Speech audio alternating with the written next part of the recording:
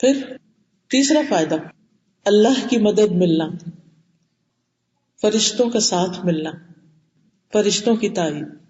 یہی جو آیت میں نے شروع میں پڑھی نا، اس سے پہلے کی آیت میں آتا ہے ان الذین قالوا ربنا اللہ ثم استقاموا تتنزل علیہم الملائکہ الا تخافوا ولا تحزنوا.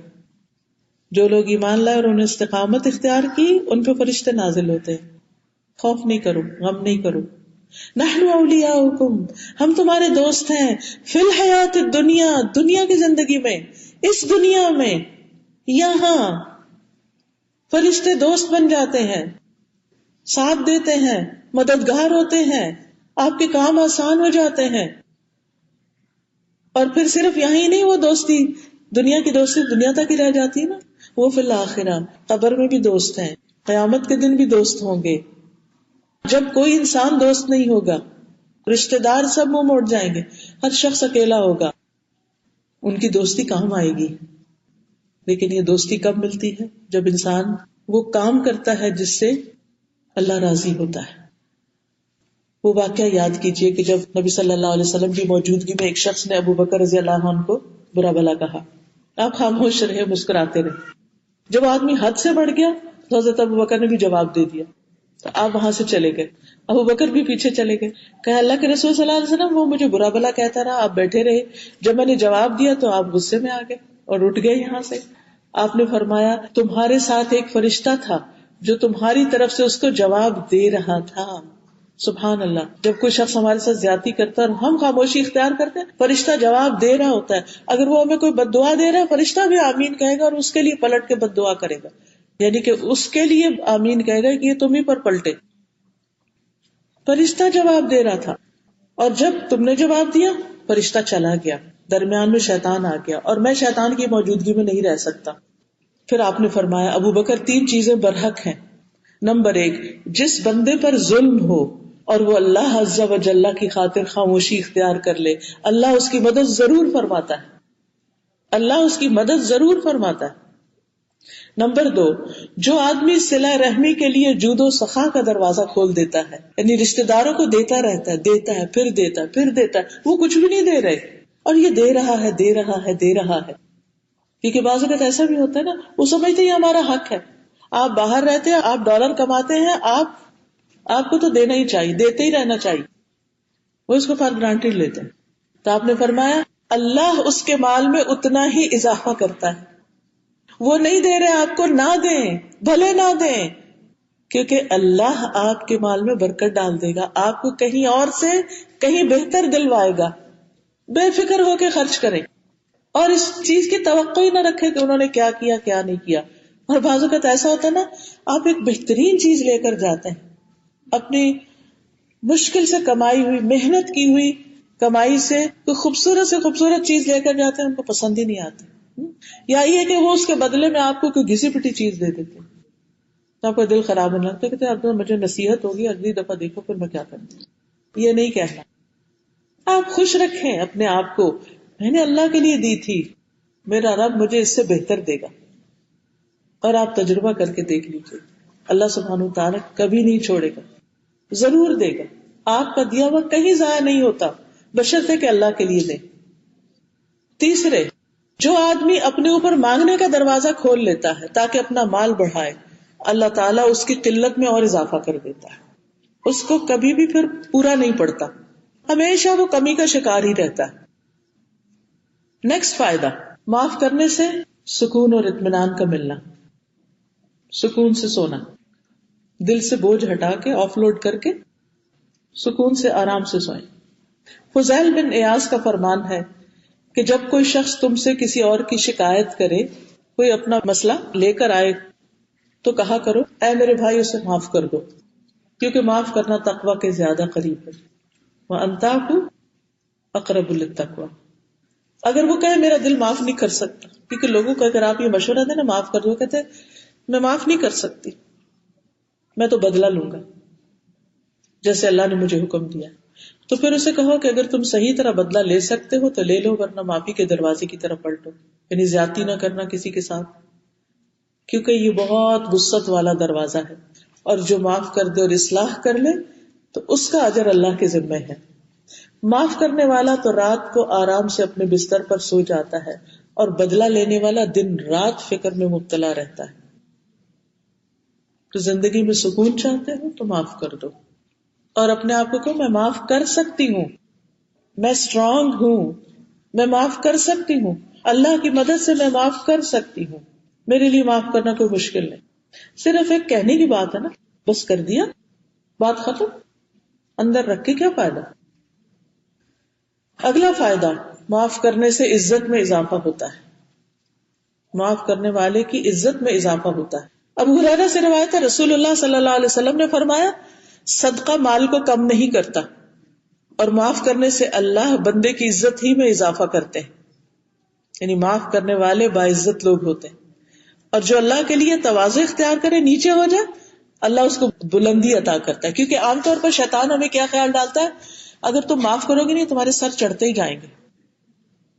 تو پھر ہم کہتے ہیں نہیں میں نے اس کو نہیں چھوڑنا، اس کو سبق سکھا کے چھوڑنا ہے.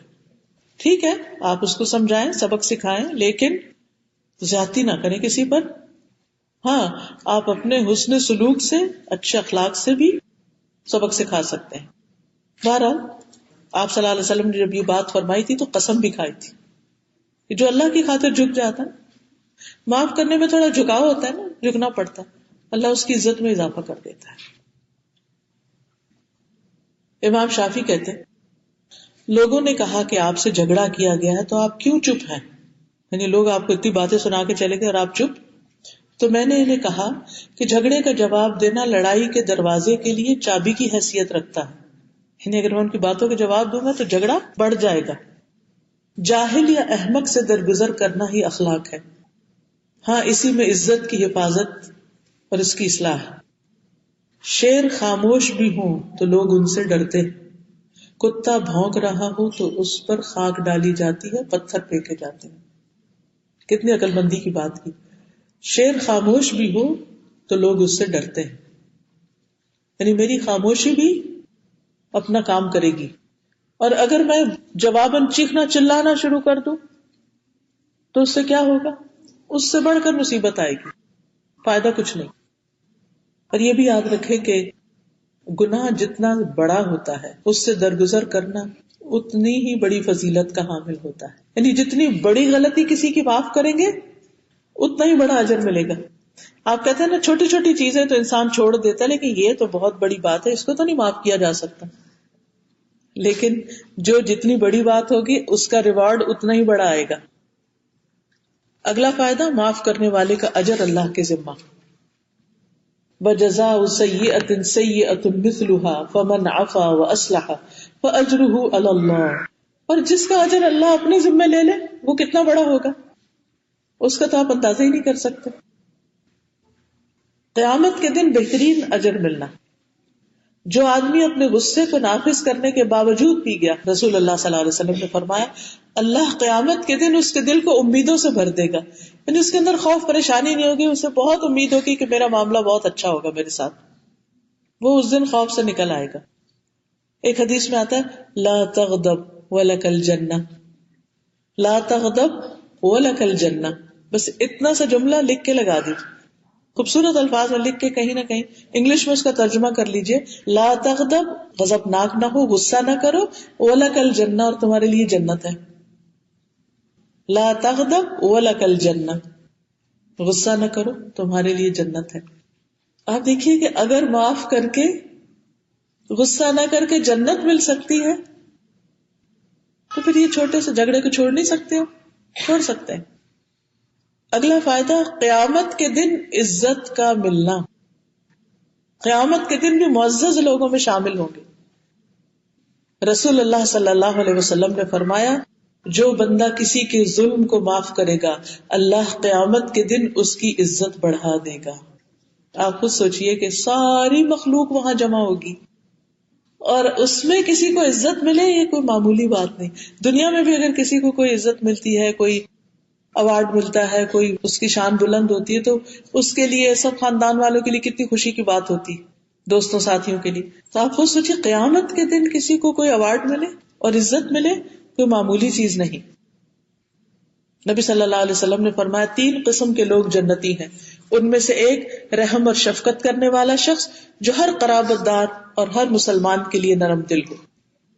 اگلا فائدہ، معاف کرنے سے دشمن کا دوست بن جانا۔ یہ جو آج شروع میں بتائی گئی، ادفع باللتی ہی احسن فاذا الذی بینک وبینہ عداوۃ کأنہ ولی حمیم، برائی کو بھلائی سے دور کرو۔ وہ شخص کہ جس کے اور تیرے درمیان دشمنی پڑی ہوئی ہے وہ ایسا ہوگا جیسے دلی دوست۔ اور اس نسخے کو آپ ہسبینڈ وائف ریلیشن شپ میں بہت مفید پائیں گے۔ اب دیکھیے کہ ہسبینڈ وائف ریلیشن شپ میں نا دن اور رات آتے رہتے، کبھی دن ہوتا ہے کبھی رات ہوتی، اپ اینڈ ڈاؤن ہوتے رہتے، کبھی موڈ اچھا ہوتا ہے کبھی نہیں اچھا ہوتا، کبھی آپ کا اچھا ہے کبھی دوسرے فریق کا اچھا ہے، کبھی آپ کا اچھا نہیں کبھی اس کا اچھا نہیں، کبھی اس کا دن اچھا نہیں کبھی آپ، کچھ نہ کچھ چلتا رہتا ہے۔ تو جب اچھا وقت نہ ہو، کوئی ناراضگی ہو جائے، خفگی ہو جائے، ایک دوسرے سے بول چال بند ہو جائے، تو اس کو اینڈ آف دا ورلڈ نہ سمجھے، یہ نہ سوچے کہ بس اس کے بعد تو کبھی اچھے حالات ہو ہی نہیں سکتے۔ ایک نسخہ جو بہت بہترین ہے وہ یہ کہ کثرت سے دعا شروع کر دیجئے اس وقت، ربنا ہب لنا من ازواجنا وذریاتنا قرۃ اعین۔ یہ نہ کیجئے کہ اللہ اس شخص سے میری جان چھڑا، یہ نہ کہیے۔ آپ کو نہیں پتا کہ اس کے بعد کیا ہوتا ہے، جن لوگوں کے ساتھ آپ رہتے ہیں وہ آپ کے لیے کتنی بڑی مصیبت کا سبب۔ تو ایسی صورت میں ضرورت اس بات کی ہے کہ ہم اس وقت کو یہ کہہ کے گزار دیں، دس شیل ٹو پاس، یہ بھی گزر جائے گا، یہ وقت ہمیشہ نہیں رہے گا۔ رات گزر جاتی ہے، رات چلی جاتی، اور اس کے بعد خوبصورت صبح ہوتی، صبح آئے گی، امید سے رہیے، دعا کرتے رہیے، اپنی طرف سے اچھا سلوک کرتے رہیے، اللہ آپ کی قدردانی دوسرے کے دل میں ڈالے گا ایک دن۔ اور ایک اور چیز یہ کہ اپنے تعلقات اللہ سے اچھے رکھیے۔ جب انسان کا معاملہ اللہ سے خالص ہو جاتا ہے نا، سچا ہو جاتا ہے، تو اللہ سبحانہ وتعالیٰ اس کے معاملات لوگوں سے بھی اچھے کر دیتے ہیں۔ تو ہم جہاں کہیں اللہ کے حق میں کوئی نافرمانی کر رہے ہیں، کوئی گناہ کر رہے ہیں، کوئی غلط کام کر رہے، اس کو چھوڑ دیجئے، چاہے چھپ کے کر رہے ہیں، سامنے کر رہے ہیں، کہیں کر رہے ہیں، اسے چھوڑ دیجئے۔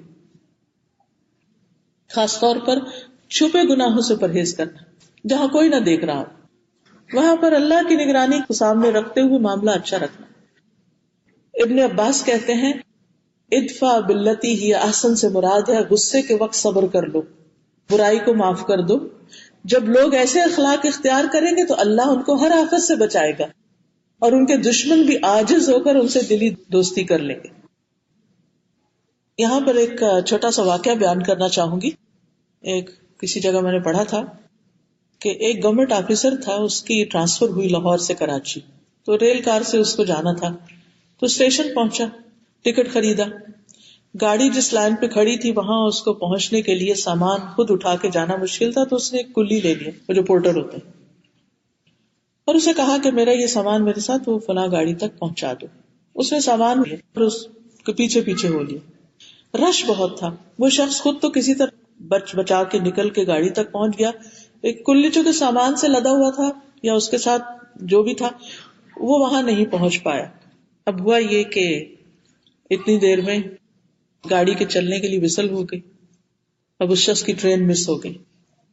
اب اگر وہ اس پہ جاتا تو سامان پیچھے رہ جاتا، اور اگر رکتا ہے تو ٹرین جاتی، بہرحال اس نے ٹرین کو جانے دیا۔ افسوس تو اس کو بہت ہوا۔ آپ خود سوچئے کہ اگر کسی کی وجہ سے آپ کا پلین مس ہو جائے یا گاڑی مس ہو جائے یا کسی چیز کا کوئی چانس مس ہو جائے تو آپ کی کیفیت کیا ہو۔ اس غصے کو یاد کر لیجیے۔ بہرحال اس شخص کو غصہ تو بہت ہوا، بہت غصہ آیا۔ اب ہوا یہ کہ جب گاڑی چلی گئی تو لوگ بھی چھٹ گئے، تو وہ بیچارہ پسینے سے شرابور کلی جو تھا وہ وہاں پہنچ گیا، اور اس کے چہرے پر نہایت افسوس اور شرمندگی کے آثار تھے۔ وہ کہنے لگا مجھے معاف کر دے، میں نے وقت پہ پہنچنے کی بہت کوشش کی لیکن بھیڑ زیادہ ہونے کی وجہ سے میں نہیں پہنچ سکا۔ اب یہ صاحب غصے میں تو بہت تھے، لیکن سوچنے لگے کہ گاڑی تو ویسے ہی چلی گئی، مس ہو گئی ہے، اب اگر میں کلی کو قتل بھی کر دوں تو گاڑی واپس نہیں آئے گی، میں جا تو سکتا نہیں، لہذا غصہ ہونے کا تو کوئی فائدہ نہیں، کوئی بات نہیں، اللہ کو ایسے ہی منظور تھا، ایسے ہی ہونا تھا، اور اللہ کی مرضی کے آگے انسان کیا کر سکتا ہے، چلو آج نہیں کل چلا جاؤں گا۔ تو یہ سوچتے ہی اس نے پیار سے مسکرا کے کلی کو کہا کوئی بات نہیں. اب یہ بات سنتے ہی کہ ایک آفیسر جو ہے وہ کہہ رہا ہے کوئی بات نہیں، ٹرین مس کر دی اور کوئی بات نہیں، اور جواباً مسکرا بھی رہا ہے، تو اس کے چہرے پر ایک بشاشت سے آ گئی، اس کی چمک آ گئی اس کی آنکھوں میں. اس نے سامان اٹھا کر کہا لائے میں آپ کا سامان اٹھا لیتا ہوں اور قریبی ریسٹ ہاؤس میں آپ کو پہنچا دیتا ہوں. بہرحال وہ سامان لے کر آیا، اس نے سامان رکھا. اب اس شخص کو پتا تھا کہ اس شخص نے کل اسی وقت ٹرین پر جانا ہے. اگلے دن اس نے کیا کیا کہ وقت سے پہلے ان کی بکنگ کروا دی ٹرین کی اور سامان لینے کے لیے آ گیا اور سامان اٹھایا اور پلیٹ فارم پہ آ گیا. اب جب پلیٹ فارم پہ آیا تو صاحب نے کچھ پیسے دینا چاہے تو کلی نے کہا کہ میں ہرگز بھی پیسے نہیں لوں گا، میری غلطی کی وجہ سے آپ کی ٹرین مس ہوئی تھی. میں نے بڑی کوشش کی کہ یعنی کہ آپ کی اس نقصان کا کچھ بدلہ دے سکوں، تو میں نہ ٹکٹ کے پیسے لوں گا اور نہ ہی سامان اٹھانے کے، بس یہ میری طرف سے آپ کے لیے گفٹ ہے. اب وہ شخص بھی بہت مصر تھے کہ کم از کم یہ شخص ٹرین کا کرایہ تو لے لے اگر سامان اٹھانے کا نہیں بھی اجرت دیتا. تو اس نے کہا کہ نہیں، مجھے آپ سے کچھ نہیں لینا، آپ اگر مجھے کچھ نہیں دیں گے تو مجھے زیادہ خوشی ہوگی، یعنی وہ میری گلٹ اندر سے ختم ہو جائے گی کہ میری وجہ سے آپ کو تکلیف ہوئی. بہرحال کلی نے ان کو گاڑی میں بٹھایا اور خود کھڑکی کے پاس باہر آ کر کھڑا ہو گیا، گپ شپ لگانے لگا اور باتیں کرنے لگا اور بہت احسان مند نظروں سے بار بار وہ دیکھ رہے تھے وہ شخص اس کو، یعنی وہ بھی محبت سے دیکھ رہے تھے. گاڑی سٹارٹ ہوئی تو وہ بھی ساتھ آہستہ آہستہ چلتا، وہ باتیں کرتا رہا اور پھر جب گاڑی نظروں سے اوجھل ہونے کی تو بہت محبت سے اس نے ہاتھ ہلا کر ان کو سی آف کیا. وہ اس کلی کی نگاہوں میں ایسی محبت اور ایسی چاہت اور ایسا مان تھا کہ وہ کہتے کہ ایسا تو آج تک مجھے کسی اپنے عزیز رشتے دار نے بھی نہیں خدا حافظ کہا، کہ اتنی محبت. بہرحال ٹرین چلی گئی تو کلی نے کہا کہ اچھا میں ذرا ناشتہ کر لوں. تو ناشتے کے لیے جب اس نے جیب میں پیسے ڈالے تو 3,000 روپے وہاں. سوچا کہ یہ کیا؟ تو ہوا یہ کہ وہ بات چیت کے دوران غیر محسوس طریقے سے انہوں نے وہ پیسے کسی طرح اس کی جیب میں ڈال دیے. تو آپ دیکھیے کہ اس کلی میں غریب انسان تھا، آسمان کی طرف نگاہ اٹھائی، ہاتھ اٹھائے اور اس صاحب کے لیے بہت سی دعا دی اور اللہ کا شکر ادا کیا. اور پھر ان صاحب نے 20 سال بعد اپنی ڈائری نکالی تو اس میں انہوں نے لکھا ہوا پایا کہ کلی کی وجہ سے لیٹ ہونے کا جو غم تھا وہ تو رات کو ہی ختم ہو گیا، لیکن اس کی محبت بھری الوداعی نظر آج 20 سال گزر جانے کے بعد بھی میرے دل کو ٹھنڈا کر دیتی. یعنی وہ نگاہوں کی محبت. مجھے ٹرین لیٹ ہونے کا غم اور افسوس نہیں، افسوس اس بات کا کہ میں ایک محبت کرنے والا انسان وہاں چھوڑ آیا. اب دیکھیے کہ یہ بندہ گالیاں دے کر بھی اپنا غصہ نکال سکتا تھا اور اس کا غصہ شاید بجا بھی ہوتا اور کلی سن کے چلا جاتا اور وہ بھی بےچارا دل برا کر کے، ایک تو یہ لیٹ ہونے کا غم اور اوپر سے گالیوں کا. لیکن اس شخص نے جو معاف کیا تو معاف کرنے کا نتیجہ کیا نکلا؟ کلی بھی خوش، صاحب بھی خوش، اور دونوں ایک دوسرے کو دعائیں دے رہے ہیں. تو یہی سچویشن ہمارے ساتھ بھی کہیں نہ کہیں پیش آتی رہتی. بعض چیزیں ایسی ہو جاتی ہیں کہ جن کو ہم ساری زندگی پہ لگاتے الٹا نہیں سکتے. مثلا بچے سے برتن ٹوٹ گیا، بعض اوقات بہت ہی آپ کو کوئی عزیز پیاری چیز ٹوٹ جاتی، اس وقت اپنے آپ کو کنٹرول کرنا بڑا مشکل ہوتا ہے.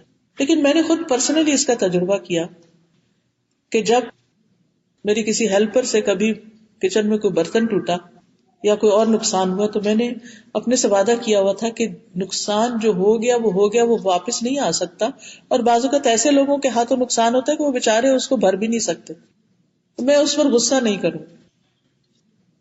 اور یقین مانے کہ غصہ آنے کے باوجود جب میں نے اس پر کنٹرول کیا تو اس معاف کرنے اور اس مسکرانے سے اس شخص کے کام کرنے کی رفتار اور خیر خواہی اور محبت اور جان ماری کئی گنا بڑھ گئی. وفاداری. عید آ رہی ہے، گھر نہیں جا رہی، نہیں آپ کے ساتھ عید کرنی. حج سے واپس آئی ہیں، نہیں آپ سفر پہ جا رہی ہیں، میں پہلے گھر نہیں جاؤں گی، آپ کے ساتھ ہی ویک گزاروں گی. حج سے آتے ہیں تو آپ دیکھیے دل ہوتا ہے جلدی سے سب کو ملے. وہ بچی پورا ایک ہفتہ میرے ساتھ رہ کر پھر گھر گئی. یہ محبت کہاں سے آئی؟ اگر ایک دوسرے کو ہر وقت سکولڈ کرتے رہے، غلطیاں تو ہر دم ہم سے بھی ہوتی، ان سے بھی ہوتی ہیں، اور چھوٹی چھوٹی بات پہ جرا کرتے رہے اور بحث کرتے رہے اور چھوٹی چھوٹی چیزوں میں انٹرفیئر کرتے رہیں تو آپ خود سوچئے کہ یہ محبتیں تو نہیں ملتی نا، یہ وفاداریاں تو نہیں ملتی، یہ کسی کی خیر خواہی تو نہیں ملتی، مشکل وقت میں کوئی ایسے ہی تو نہیں کام آ جاتا. اور وہ جو برتن ٹوٹ چکے ہوتے یاد بھی نہیں، پتہ نہیں کون کون سا ٹوٹا تھا، اس سے بہتر آ جاتے، اس سے اچھی چیزیں آ جاتی. ہوتا یہ ہے کہ انسانوں کی بجائے چیزوں سے ہماری ایموشنل اٹیچمنٹ زیادہ ہوتی ہے. وہ یہ فلاں چیز تو میرے فلاں موقع پر شادی پہ کسی نے گفٹ کی تھی تو مجھے بڑی عزیز تھی، خواہ اس کی دھیلے برا کچھ بھی قیمت نہ ہو، بس صرف ایموشنل اٹیچمنٹ. کوئی چھوٹی سی چیز سنبھال کے رکھ لیں گے، کچھ اس کا کام نہیں ہمارے پاس رہنے کا، اسے ہم نے کوئی استعمال نہیں کر، وہ بس یادگاریں رکھی ہوئی ہیں. ایک یادگار یہاں لٹک رہی ہے، ایک وہاں لٹک رہی ہے، ایک وہاں لٹک رہی ہے، جنگ سے گھر بھرا ہوا ہے، جگہ گھیری ہوئی ہے. لیکن ہم ہیں کہ اپنے دلوں سے ان چیزوں کی، مادی چیزوں کی محبت نکال ہی نہیں پا رہے. نتیجہ کیا ہے؟ انسانوں کی محبت ہی ختم ہو کے رہ گئی، جگہ ہی نہیں انسانوں کی محبت کی. تو ہمیں فیصلہ کرنا ہوگا. ایک معصوم بچہ، اپنے بچے جب غلطی کرتے، کوئی چیز خراب کر دیتے، کوئی توڑ دیتے، کچھ گڑبڑ کر دیتے، تو رک کے ضرور سوچا کرے کہ کیا ان کو مار کے یا ان کو ڈانٹ کے یا ان کے ساتھ سخت یا چیخ چلا کے یا کچھ بھی کر کے کیا وہ سب کچھ واپس ہو جائے گا؟ نہیں. جتنی بھی بڑی غلطی، آپ بعض کہتے تھے نا، آپ کو کوئی بتا دیتا ہے آپ کا بچہ یہ غلطی کر کے آ رہا ہے، یہ ایکسیڈنٹ کر کے آ رہا ہے. اب وہ بیچارہ ایکسیڈنٹ کے بعد ایک انسان ایک ٹراما سے گزرتا ہے، غلطی ہے اس کی، لیکن اس کو ایک سہارے کی ضرورت ہے، اس وقت اس کو کنسول کرنے کی ضرورت ہے. لیکن ہم اس وقت غصے میں بھر جاتے ہیں، آئے تو صحیح میں اس کی خبر لیتی، نہیں شکر کرتے جان بچ گئی اس کی. اور پھر اس کو سکھانے کے لیے اس وقت جذباتی انداز اختیار کرنے سے کچھ فائدہ نہیں. آپ پہلے خود ٹھنڈے ہو جائیے، اپنا غم بلائیے، اپنا غصہ کم کیجیے، اور اس کے بعد آپ سوال کیجیے کیا ہوا تھا. سب سے پہلے تو کہ چلے شکر ہے جان بچ گئی، اللہ کا شکر، کوئی بات نہیں، چیزیں آنی جانی، اللہ اور دے دے گا، اس میں بھی کوئی خیر تھی، اللہ تعالیٰ اس سے بھی کوئی سبق سکھانا چاہتا ہے. پھر جب تھوڑا سا نارمل ہو حالت، پھر آپ پوچھیے کہ ہوا کیا تھا، تاکہ وہ شخص سوچنا شروع کرے غلطی کہاں تھی، کیوں، تاکہ آئندہ اس غلطی سے بچ سکے.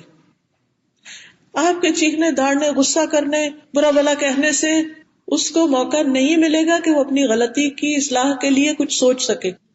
اس کو سوچنے کا موقع دیجیے، اس پہ ٹرسٹ کیجیے، اس کو یہ کہنے کا موقع دیجیے کہ میری ماں مجھے بلیو کرتی، مجھ پر اعتماد کرتی، اور غلطیاں بھی ہو سکتی. آپ کو پتا چلا کہ آپ کا بچہ دوستوں میں بیٹھ کے سگریٹ پیتا ہے مثلا، اب وہ گھر آیا، آپ کیا کریں گے؟ کیسے معاملہ کریں گے؟ غصے سے، کرودھ ہو کر؟ نہیں، صبر سے. سب سے پہلے تو اللہ سے مدد مانگیں گے، پھر طریقہ سوچیں گے کہ اب اس کا کیا جائے، اب یہ ایک خاص چیز کی طرف جا رہا ہے، اب کیا کیا جائے. اس پر معلومات حاصل کریں گے کہ اگر بچے کے اندر یہ چیز پیدا ہو جائے تو اس سے کیسے دور کی جا سکتی. پھر وجہ سوچیں گے وہ اس میں پڑا کیوں ہے، یہ نوبت ہی کیوں آئی، اس کی زندگی میں کس چیز کی کمی ہے، کیا توجہ کی کمی ہے، محبت کی کمی ہے، صحیح ڈائریکشن کی کمی ہے، مورل سپورٹ کی کمی ہے، کس چیز کی کمی ہے، اس کو پورا کرنے کی کوشش کریں. آپ تو اس کو بتائیں گے ہی نہیں کہ مجھے پتا چل چکا ہے تم سگریٹ پیتے، آپ نہیں بتائیں گے. ہاں، آپ اس کو روکنے کے لیے اور طریقے اختیار کریں. مثلاً آپ یہ کہہ سکتی ہیں آج تمہارے کپڑوں سے کچھ اسمیل سی آ رہی، کن لوگوں میں بیٹھ کر آ رہے ہو، کیا تمہاری گاڑی میں کوئی سگریٹ پی رہا تھا؟ اس کا کیا ہوگا، وہ کانشیس ہو جائے گا، ماں کو تو پتا چلنے لگا. اور پھر آپ اس کو بتانے کے لیے سگریٹ کے کچھ نقصان یا ڈرگس کے کچھ نقصان وغیرہ آپ نے پڑھے ہوئے، معلومات حاصل کی ہوئی ہو، تھوڑا تھوڑا شیئر کرنا شروع کر دیں. لیکن ابھی آپ ڈائریکٹ نہیں ہوں، ابھی آپ انڈائریکٹ رہیں.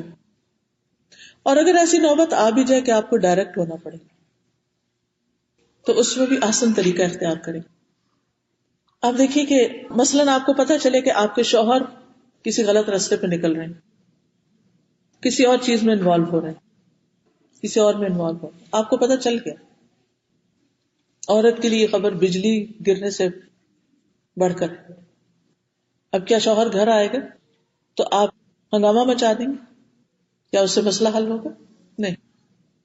اللہ سے مدد مانگی اور اس سے اپنا سلوک اور بہتر کریں، تاکہ اگر آپ کے رویے میں کوئی ایسی چیز تھی جس نے اس کو آپ سے مایوس کر کے کہیں اور سکون ڈھونڈنے کے لیے متوجہ کیا تو اس سے باہر نکل آئے. کیونکہ بہت سی خواتین بلا وجہ تجسس شروع کر دیتی، فون پہ میسجز پڑھنا شروع کر دیتی، اور چیزوں میں کسی اور کو فون کر کر کے پوچھیں گی اچھا تم نے دیکھا وہاں، تم نے دیکھا یہ، وہ دیکھا وہ دیکھا، اور ایسی خبروں سے اپنے آپ کو سخت پریشان رکھیں گی اور دل سے یہ غم جائے گا ہی نہیں. باتیں بار بار وہی بات آئے گی، بار بار وہی بات آئے گی. کیا مسئلہ حل ہو جائے گا؟ آپ کی پریشانی سے، آپ کی بد اخلاقی، آپ کے رونے دھونے، آپ کے چیخنے چلانے سے کیا وہ شخص بدلے گا؟ وہ اور دور جائے گا آپ سے. پازیٹو رویہ اختیار کیجیے، مثبت رویہ. سب سے پہلے اللہ سے دعا، ہر مشکل میں سب سے پہلے اللہ سے دعا. اور میں سوچتی ہوں اگر ہم صرف سورۃ فاتحہ ٹھیک پڑھنا شروع کر دینا نماز میں، ایاک نعبد و ایاک نستعین، دوہرا دوہرا کے اس کو پڑھیں، اللہ تیری مدد چاہیے، تو مجھے تھام لے.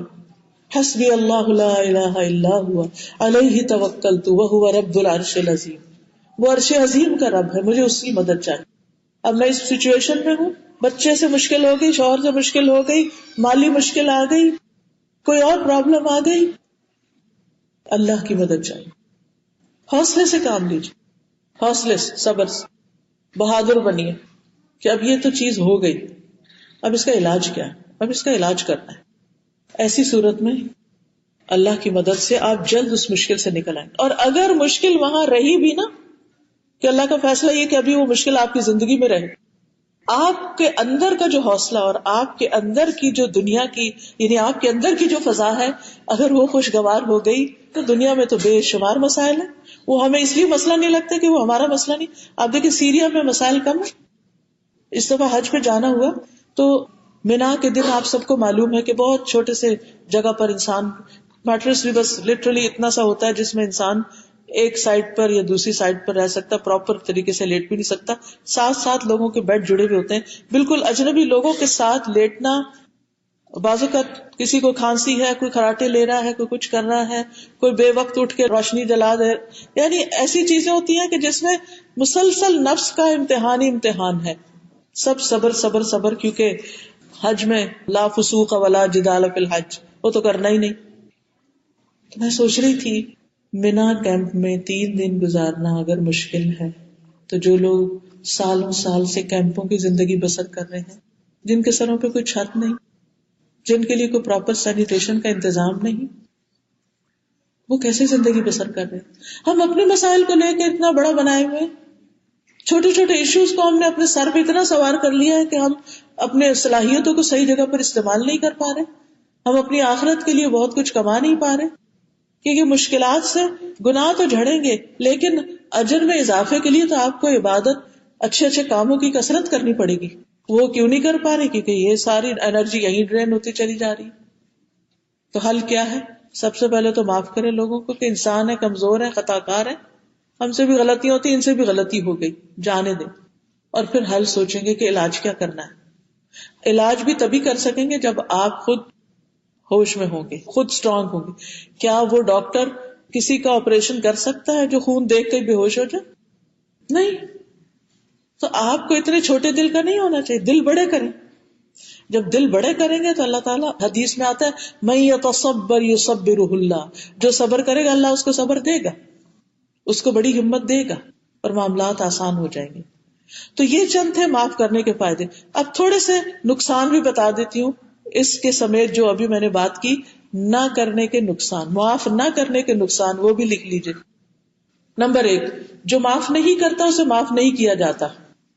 حدیث میں آتا ہے رسول اللہ صلی اللہ علیہ وسلم نے فرمایا جو لوگوں پر رحم نہیں کرتا اللہ اس پر رحم نہیں کرتا، جو معاف نہیں کرتا اللہ اس کو معاف نہیں کرے گا.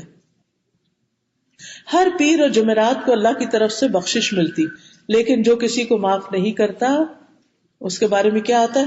صحیح مسلم کی حدیث ہے، رسول اللہ صلی اللہ علیہ وسلم نے فرمایا ہر پیر اور جمعرات کے دن جنت کے دروازے کھولے جاتے ہیں اور ہر اس بندے کو بخش دیا جاتا ہے جو اللہ کے ساتھ کسی کو شریک نہیں کرتا سوائے ان دو لوگوں کے جن کے درمیان میں لڑائی جھگڑا ہو، چاہے ہسبینڈ وائف ہو. کہا جاتا ہے ان دونوں کو مہلت دو یہاں تک کہ آپس میں صلح کر لیں، ان دونوں کو مہلت دو یہاں تک کہ آپس میں صلح کر لیں، ان دونوں کو مہلت دو یہاں تک کہ آپس میں صلح کر لیں. لہذا بخشش بھی پینڈنگ میں چلی جاتی ہے اگر انسان لوگوں کے ساتھ جھگڑے لڑائیوں میں رہتا ہے. آپ معاف کر دیں، وہ کرتا یا نہیں اس کا معاملہ اللہ کے ساتھ ہے، وہ جانے. لیکن ہمیں کیا کرنا ہے، ہم معاف کر کے اپنا معاملہ درست کریں تاکہ ہمیں تو بخشا جائے، ہم تو بخشے جائیں. دوسرا نقصان، جو کسی پہ سختی کرے گا اس پر سختی ہوگی، جو کسی کا نقصان کرے گا اس کا نقصان ہوگا. حدیث میں آتا ہے، سنن ترمذی کی روایت ہے، جو کسی کو نقصان پہنچائے گا اللہ اس کا نقصان کر دے گا، اور جو کسی کو مشکل میں ڈالے گا اللہ اس پر سختی کر دے گا. تیسرا نقصان، آپس کی عداوت سے دین کا نقصان ہوتا ہے. دین کا نقصان. ابو ہریرہ کہتے ہیں نبی صلی اللہ علیہ وسلم نے فرمایا آپس کی دشمنی سے بچو، کیونکہ یہ دین کو مونڈ دینے والی، دین کا صفایا کر دینے والی. اگلا نقصان، معاف نہ کرنے سے اخلاقی برائیاں پیدا ہوتی ہیں. آپ نے فرمایا بدگمانی سے بچتے رہو، بخاری کی حدیث، کیونکہ بدگمانی سب سے جھوٹی بات. لوگوں کے عیوب تلاش نہ کرو، ٹوہ نہ لگاؤ، آپس میں حسد نہ کرو، کسی کی پیٹھ پیچھے برائی نہ کرو، بغض نہ رکھو، اللہ کے بندوں بھائی بھائی بن جاؤ. معاف کرنے کے مواقع، سب سے پہلے تو اپنے عزیز پیاروں قریبی لوگوں کو، ازواج اور اولاد کو. وَإِن تَعْفُوا وَتَصْفَحُوا وَتَغْفِرُوا فَإِنَّ اللَّهَ غَفُورٌ رَحِيمٌ. 3 لفظ معاف کرنے کے ازواج اور اولاد کے لیے استعمال ہوئے. معاف کر دو، درگزر کر دو، جانے دو. نمبر 2، خادموں کو معاف کرنا. آپ نے فرمایا غلاموں کے بارے میں اچھا کرے تو قبول کرو، برا کرے تو معاف کر دو، اگر تمہاری مخالفت پر غالب آ جائیں تو انہیں بیچ دو. یعنی غلاموں کے بارے میں نکال دو پھر ان کو. ایک آدمی آپ کے پاس آیا، کہنے لگا اللہ کے رسول صلی اللہ علیہ وسلم کب تک ہم اپنے خادموں کو معاف کریں؟ آپ خاموش رہے. اس نے پھر وہی بات کہی، پھر تیسری بار جب کہا تو آپ نے فرمایا ہر روز 70 بار. تو اگر خادموں کو 70 بار معاف کرنا تو اپنے بچوں کو کتنی دفعہ معاف کرنا ہوگا؟ پھر چھوٹی غلطیوں پر بھی اور بڑی غلطیوں پر بھی. حضرت انس کہتے ہیں میں نے 10 سال نبی صلی اللہ علیہ وسلم کی خدمت کی. اس دوران آپ نے جب مجھے کسی کام کا حکم دیا اور مجھ سے اس میں تاخیر ہو گئی یا میں کام نہیں کر سکا تو آپ نے کبھی مجھے ملامت نہیں کی، آپ نے کبھی ملامت نہیں کی. پھر اسی طرح دین کے راستے میں پہنچنے والی تکلیف پر بھی صبر کرنا. بعض اوقات ہمارے اندر کوئی اچھی بات سنتے ہیں، بڑا جذبہ آ جاتا ہے ہم بھی دین کی خدمت کریں، لیکن عموماً کیا ہوتا ہے لوگ کسی مسجد میں اکٹھے ہوتے ہیں دین کی خدمت کے لیے، کسی ادارے میں اکٹھے ہوتے ہیں، اور پھر کمیٹیوں کا حال کیا ہوتا ہے، بورڈ کا آپس میں رویہ کیا ہوتا ہے، مل کے کام کرنے والوں کے آپس کے تعلقات کیسے ہوتے ہیں. تو دین کی تو جڑ مونڈی جاتی ہے، وہ سب ختم ہو جاتا ہے. اس لیے دین کے ساتھیوں کو معاف کرتے رہیں. کچھ زیادتی کر بھی جائے، دوسرے ادھر ادھر ہو کے دوبارہ آپ ہیں تو آپ سلام میں پہل کرتے ہیں، بات ختم. نبی صلی اللہ علیہ وسلم اور صحابہ مشرکین اور اہل کتاب سے درگزر کیا کرتے تھے، جیسے اللہ نے حکم دیا کہ ان کی اذیتوں پر صبر کیا جائے. پھر اسی طرح ایک مرتبہ آپ صلی اللہ علیہ وسلم کئی تشریف لے جا رہے تھے تو عبداللہ بن ابی نے بہت عجیب و غریب باتیں کی تو آپ کا دل دکھا ان پر. تو حضرت سعد نے کہا اللہ کے رسول اسے معاف کر دیجئے، تو آپ نے اسے معاف کر دیا، اپنے دل سے اس کی بات نکال دی. پھر معاف کرنے کا موقع ہے کسی کے الزام لگانے پر، جب کوئی الزام لگایا آپ پر اس کو بھی معاف کر دیجیے. میں جب حج پہ جاتی ہوں تو میں ایک دعا کرتی ہوں، یا اللہ جس کسی نے میرے ساتھ کوئی بھی احسان کیا ہے آج تک ان سب کو اس کی بہترین جزا دے، اور جس کسی نے میرے ساتھ کوئی بھی زیادتی کی ہے آج تک اللہ ان سب کو معاف کر دے تاکہ تو مجھے معاف کر دے. اتنا دل ہلکا ہو جاتا، ایسا سکون آتا. تو کبھی کسی کی کوئی بات یاد بھی آ جائے نا، فلاں نے اخبار میں میرے خلاف لکھا تھا، کہتے اللہ اس کو معاف کر دے، اس کو ہدایت دے دے، اس کو بات صحیح سمجھا دے، اس کو سمجھ آ جائے تو ایسی باتیں چھوڑ دے، اپنا نقصان نہ کرے. ہم کسی کے خیر خواہ ہو جائیں، اللہ سبحانہ وتعالیٰ ہمارے لیے خیر رکھے گا. کیونکہ حضرت مستہ نے جب حضرت عائشہ پہ الزام لگایا تھا تو یہ صرف ایک گھر کا مسئلہ نہیں تھا، تو پورے معاشرے کا تھا. آپ نے کیا کیا؟ معاف کر دیا، وظیفہ دگنا کر دیا. نبی صلی اللہ علیہ وسلم کو جب ایک یہودی عورت نے زہر دیا تھا اور اس سے پوچھا گیا کہ تم نے ایسا کیوں کیا، تو وہ بولی میں چاہتی تھی آپ کو قتل کر دوں. اس نے خود اعتراف کر لیا. تو صحابہ نے چاہا کہ ہم اس کو پھر ختم کر دیں. تو آپ نے فرمایا نہیں، میں نے اس کو معاف کر دیا. جس نے آپ پر جادو کیا تھا آپ نے اس کے ساتھ کیا معاملہ کیا؟ آپ نے اس کو معاف کر دیا. صحابہ میں سے حذیفہ بن یمان کے والد کو جنگ احد میں غلطی سے شہید کر دیا گیا. آپ نے ان کے لیے کیا کیا؟ قتل کرنے والوں کے حق میں وہ اتنا ڈرے کہ طائف تک چلے گئے بھاگ کر، لیکن آپ ان کے حق میں دعائی کرتے رہے. غفر اللہ لکم، اللہ تم سب کو معاف کر. آخر عمر تک ان کے لیے دعائیں کرتے رہے. آپ کے پاس قصاص کا کوئی مسئلہ لایا جاتا تھا تو آپ فریقین کو کہتے معاف کر دو، آپس میں صلح کر لو. پھر اسی طرح جو معافی مانگے اس کو معاف کر دے. بعض اوقات، اور یہ کئی دفعہ ایسے ہو چکا ہے، لوگ میرے پاس آتے ہیں کہتے ہیں ہم سے کسی کے حق میں زیادتی ہم معافی چاہتے ہیں، ہم کو معافی نہیں کرتے. ہم صلح کرنا چاہتے ہیں، دوسرے معاف نہیں کرتے. ہم کیا کریں؟ کیا ہماری معافی ہو جائے گی؟ تو آپ دیکھیے کہ کوئی ہم سے معافی مانگے تو ہم یہ نہ کہیں کہ میں نہیں معاف کر سکتی. نہیں، خاموشی اختیار کریں، دل میں معاف کر دیں، زبان سے کہہ دیں اوکے ٹھیک ہے. اور جو معافی کا مطالبہ کرے اس کو تو معافی کر دیں. اور پھر خوبصورت انداز میں معاف کریں. قرآن پاک میں اللہ تعالیٰ فرماتے فاصفح الصفح الجمیل، خوبصورتی سے معاف کرو، کیونکہ حسن اخلاق کا نچوڑ معاف کرنا. اور معاف کرنے کا بہترین طریقہ کیا ہے؟ کسی اور سے بھی ذکر نہ کیا جائے، چہرے سے اظہار نہ کیا جائے، مسکرانے کی کوشش کی جائے. بس زبانی اور لان تان تو دور کی بات. جب کہیں ہارٹ آرگیومنٹ ہو رہی ہو تو جواب دینے میں بہت احتیاط کریں. الفاظ نپے تلے گنے چنے بولیں، ایکسٹرا بات نہیں کریں کیونکہ اس میں خرابی ہو جاتی. بد دعائیں نہ دیں کسی کو بلکہ دعا دیں. ابن مسعود بازار میں غلہ خرید رہے تھے. جب غلہ خریدا تو پیسے نکالنے لگے تو وہ دیکھا تو ہے ہی نہیں کچھ. کوئی مجھے کہتے ہیں جیب کٹ گئی تو کوئی اڑا کے لے گیا تھا. تو لوگ جو تھے آس پاس وہ بد دعا دینے لگے، اللہ چور کا ہاتھ کاٹ دے، اللہ چور کے ساتھ یہ کرے.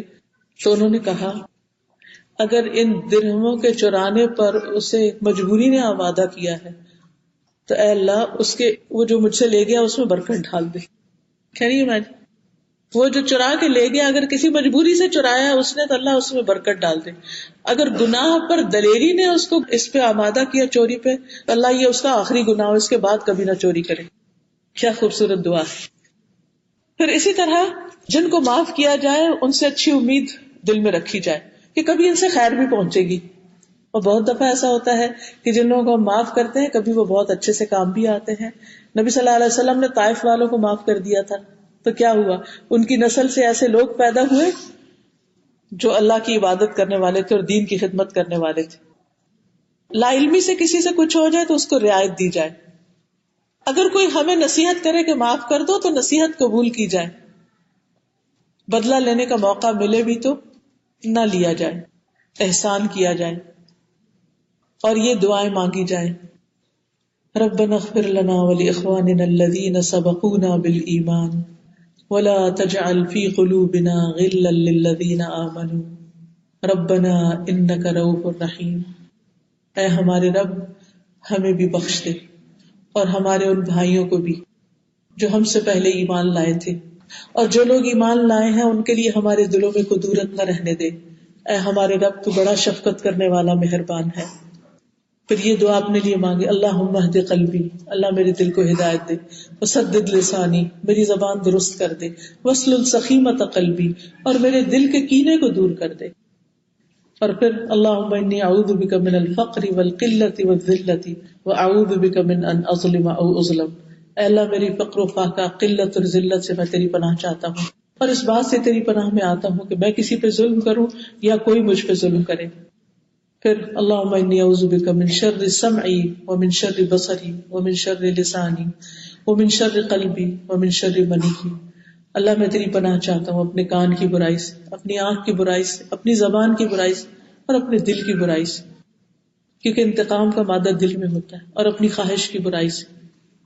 پھر اللہم انی اعوذ بک من منکرات الاخلاق والاعمال والاہواء. اے اللہ بے شک میں تجھ سے برے اخلاق، برے اعمال اور بری خواہشات سے پناہ مانگتا ہوں. اور جس پر کوئی زیادتی ہو اس کے لیے دعا کر دیں. یعنی یہ نہیں کہ ضروری کوئی ہم پہ زیادتی کرے گا، ہم بھی تو کسی سے کر سکتے ہیں، تو اس کے لیے معافی کی دعا. نبی صلی اللہ علیہ وسلم نے فرمایا، اے اللہ، بے شک محمد صلی اللہ علیہ وسلم انسان ہے، وہ ویسے ہی غصے میں آتا ہے جیسے انسان غصے میں آتا ہے. میں تجھ سے عہد کرتا ہوں اور تو ہرگز وعدے کا خلاف نہیں کرتا، پس جس مومن کو میں تکلیف دوں یا اس کو برا کہوں یا اسے سزا دوں تو اسے اس کے لیے کفارہ اور باعث قرب بنا دے کہ وہ قیامت کے دن تیرے سے قریب ہو جائے، یعنی دوسروں کو دعا دی جائے. اللہ تعالیٰ سے دعا ہے کہ وہ ہم سب کو معاف کرنے کی توفیق عطا کرے اور ہمارے دلوں کو ہلکا کر دے اور ہمارے دلوں کو خوش کر دے. یہاں اس موقع پر میں ایک چھوٹی سی آڈیو آپ کو سنانا چاہوں گی جو اس سلسلے میں معاف نہ کرنے کے نقصان کے بارے میں تیار کی گئی ہے. Did you know that unforgiveness can actually make you sick?